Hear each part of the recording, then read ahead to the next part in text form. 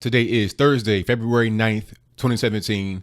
And today we got to talk about this real hot story about this new Netflix series coming at the end of April. It's burning up the internets right now. People are getting triggered left and right. It's a lot of reaction. Some of the reaction is kind of misinformed or uninformed, I should say. And I understand why that is. There's a lot of, idiosyncrasies to this whole thing. But before we get into all of that, before we get into my teardown of it, before we get into what the reactions have been, what I want to do right now was watch the trailer with you. It's a pretty short trailer, but you'll be able to see why people are getting offended by the trailer. You can see why they're getting triggered by the trailer if you have not seen it yet. So without further ado, go ahead and roll it. All right, here we go. People. Here's a list of White college. Halloween costumes.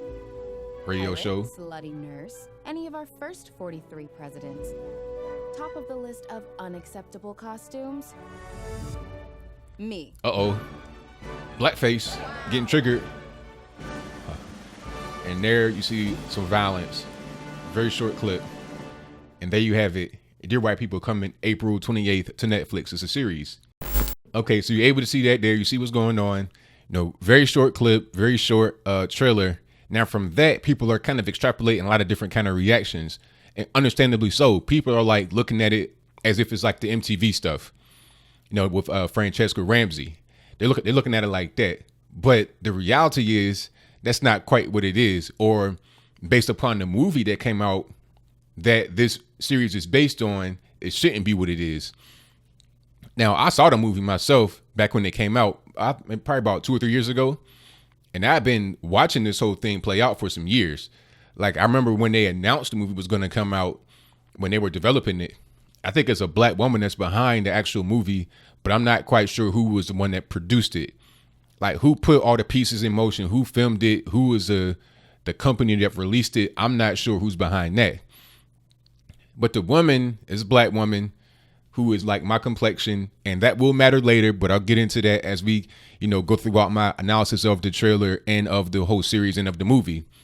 Let's start with the movie. Now, the movie is about a bunch of basically rich black kids that go to a mostly white school and try to create a black enclave in that white school, right?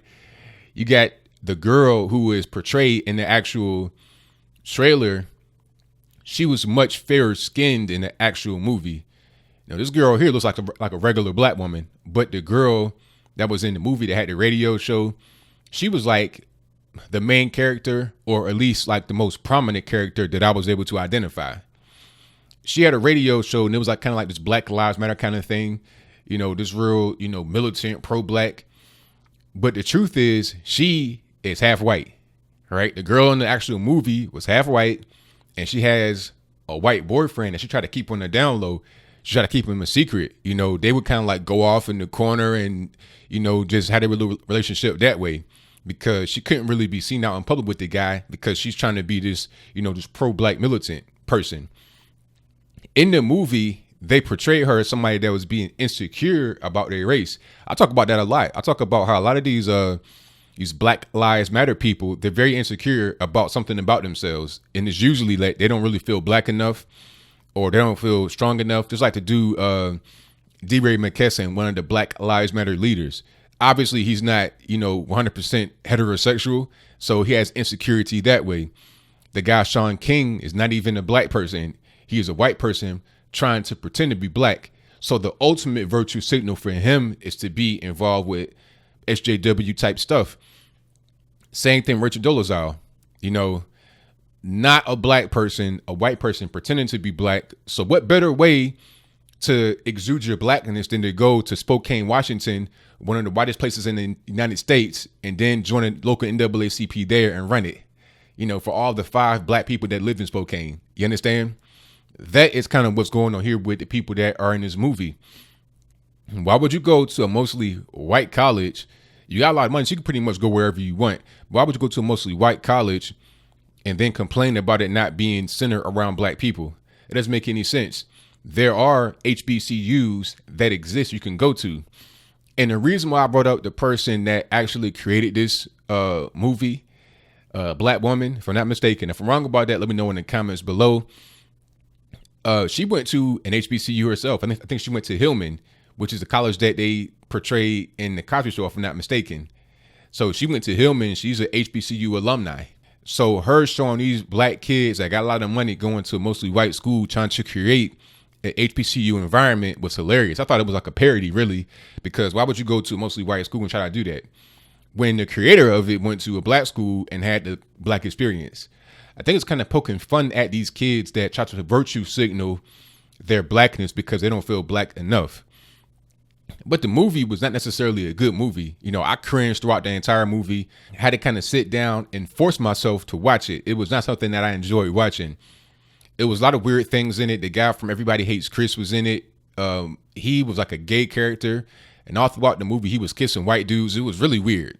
They kind of used him too much in the gay role. I'm not sure if the dude is really gay or not in real life, but I mean, if you kiss like 100 white dudes in a movie, maybe you're gay, maybe you're not. I don't know, but I digress. My whole point was that they really kind of overemphasized that point.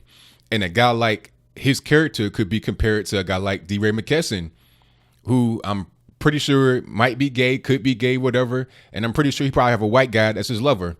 It's like him and this guy, Jack, on the screen before you. Now, I'm not saying that they're lovers. I'm not saying anything, but I'm saying he gets kind of like preferential treatment on Twitter. You see kind of how they are in pictures together. They got on the same shirt. I'm not saying anything because I don't want anybody to try to sue me. I'm just saying, make your own mind up. You tell me. It's a lot of what I see about the movie was that it was like a parody of the Black Lives Matter phenomenon. And it showed how these people come to exist. It showed how these people, they have insecurities. They don't feel like they're black enough. They don't feel like they're straight enough. They don't feel like they are masculine, whatever it is.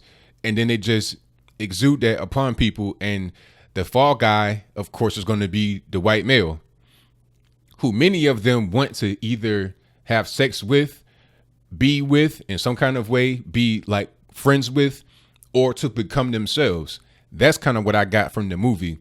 Whether that was the intention or not, that's what I got from it. Now, if the Netflix series is being true to the actual movie, it should exude some of the same characteristics of the movie. But I'm not quite sure they'll do that.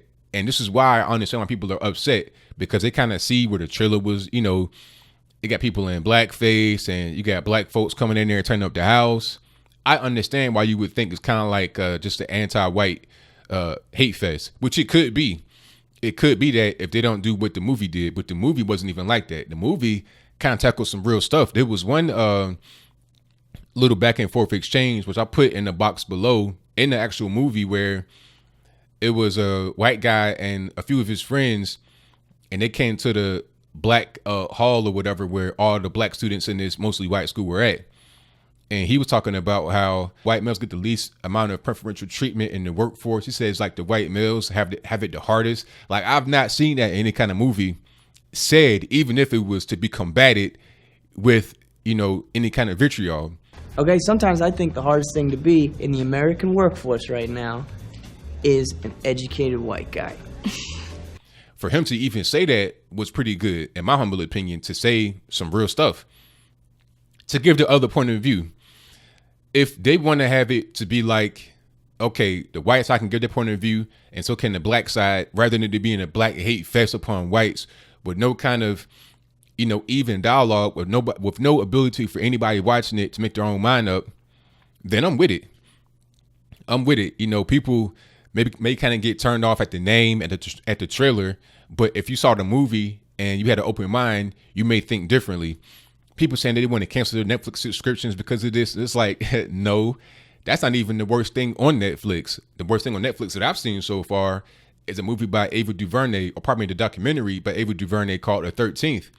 That's the worst thing on Netflix right there, because it's propaganda. It's pure propaganda. I've seen some of it. I could not watch all of it, but from what I saw them giving incomplete stories that were not all the way fleshed out. So it gives you a biased point of view of what the 13th Amendment is all about slavery, about after slavery, etc. It did not give you a full perspective of what's really going on. See, it's biased and it was really incomplete, which could potentially just be a lie, right? If you give a half truth, is it a full lie? If you don't know the full story of a thing, and something is presented to you in an incomplete and fractured way to make you believe something else that's not true, is that a lie? Maybe it is, maybe it isn't, but I digress. My point is that there are much worse things on Netflix than this here. So if you want to cancel your subscription, I think there are other things that exist on that platform that will cause you to do so rather than this movie here. And it's the same thing with YouTube, and there's a lot of cancer on YouTube as well. You know, people want to go just like Twitter. Twitter's the same way. There's a lot of cancer on Twitter. There's a lot of cancerous people that exist on Twitter, but are you going to start using Twitter because of the cancerous people? I mean, I'm not. People want to talk about going to Gab AI, and that's fine, but from what I've heard, it's like an echo chamber. If everybody in there has the same point of view, then where's the dialogue? You're just talking into an echo chamber, and that's it. I invite different points of view. I invite people that do not agree with me to listen to me, to be able to get a different point of view rather than what they hear all the time every day. So that's pretty much my assertion of it. At the end of the day, my conclusion is I say wait for it to come out and watch it. Wait for it to come out and watch it, and then make your decision. If you see it and it's not what the movie was about, if it's cringeworthy, even if it was like the movie, if it's racist or whatever, just wait for it to come out. Don't just judge it right away based upon the short trailer, because realistically from the trailer, you can't see that much. You could see this black woman kind of like, pontificating on the radio show about how bad white people are, this and the third. But in the movie, as I close, in the movie, the biracial girl that had the white boyfriend, right? In the end of the movie, she broke away from the black community. She broke away from her radio show, and then she was more out in public with her white boyfriend. So basically all that Black Lives Matter, hands up, don't shoot, all that kind of stuff, she abandoned at the end of the movie. And like I say, if the actual series is like the movie, then it should show some of that. But if it's not, then that's an issue. But I say to everybody, just watch it. Everybody watch it. If you don't want anything like that, anything racially contentious, racially divisive, I understand, and make your voice be heard. And I see some of you guys going to the trailer and hammering it, and that's fine. You know, I support any kind of point of view, but just watch it and see kind of what it is about before you just go over the edge and get triggered. So that's pretty much all I got. What do you think? Do you think that this should deserve a chance to see what it's about? And then at that point, if you make your own mind up and say, you know what, I saw it, it was whack, it's racist, then that's what it is.